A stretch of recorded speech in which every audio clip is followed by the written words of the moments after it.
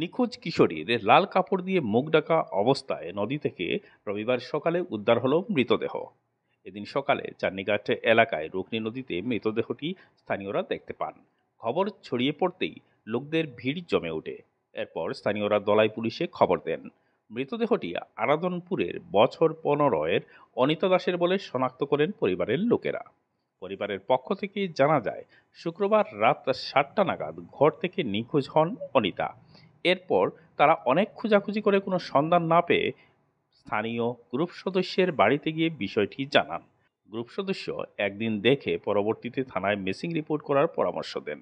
সেই মতে আজ রবিবার পরিবারের লোকেরা লায়লাপুর পুলিশ ফাঁড়িতে মিসিং রিপোর্ট করতে পৌঁছান। এমত অবস্থায় নদীতে লাশ উদ্ধারের খবর পৌঁছায় থানায়। এ খবর পেয়ে অনিতার মা ও মাসি সঙ্গে সঙ্গে চান্নিঘাট গ্রামে পৌঁছেন এবং তারা শনাক্ত করেন অনিতা দাসের মৃতদেহ বলে। তবে ঘটনাটি রহস্যজনক হয়ে উঠেছে। নিখোঁজ অনিতা দুর্বৃত্তদের হাতে প্রাণ হারিয়েছেন কিনা এ নিয়ে স্থানীয়দের মনে প্রশ্ন উকি মারছে।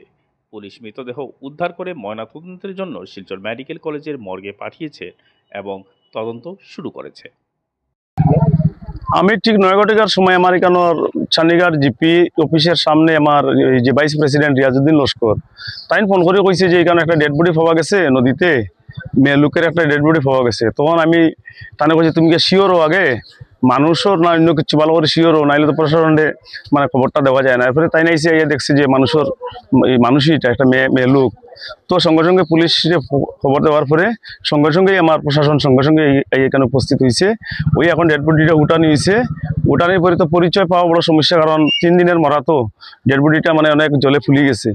ফুলার পরে এখানে উঠাই রাখার পরে এমন সময় ওই মেয়ের মা আর মাসি একজন, তারা এই মেয়েটা গত শুক্রবার 7টার সময়, রাত্র 7টার সময় থেকে ঘর থেকে মানে নিখোঁজ হয়েছে।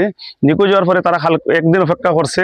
কালকে মেম্বারের এখানে গেছে, মেম্বারে কইছে আজকের দিন দেখিলাও আর কালকে সকালে গিয়ে থানাতে একটা মিসিং এন্ট্রি দিয়ে দিলিবে। তো তারা আজকে সকালে থানাতে গেছে মিসিং এন্ট্রি দেওয়ার লাগিয়া। থানা যাওয়ার পরে খবর পাইছে যে এখানে একটা ডেড বডি পাওয়া গেছে।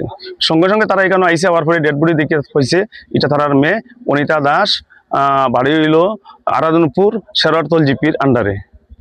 তো এখন বর্তমানে ডেড বডি কেন উঠানি আছে, প্রশাসনও আছে। তো ম্যাজিস্ট্রেট আসার কথা, ম্যাজিস্ট্রেট তদন্ত করার পরে এটারে এখনো কিছু বোঝা যান না। ময়না তদন্তের পর সঠিক আসল দৃশ্য কি তা বোঝা যাব।